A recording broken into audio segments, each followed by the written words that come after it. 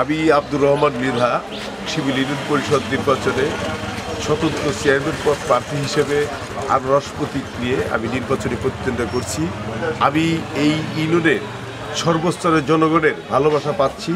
আমি আল্লাহ যদি রহমত করে আমি যে চেয়ারম্যান নির্বাচিত হতে পারি, আমার এই শিবির ইউনিয়নবাসীর জন্য আমি যে অবস্থা আগের পাশে আছি, আমি সারা জীবনই আমি পাশে থাকব।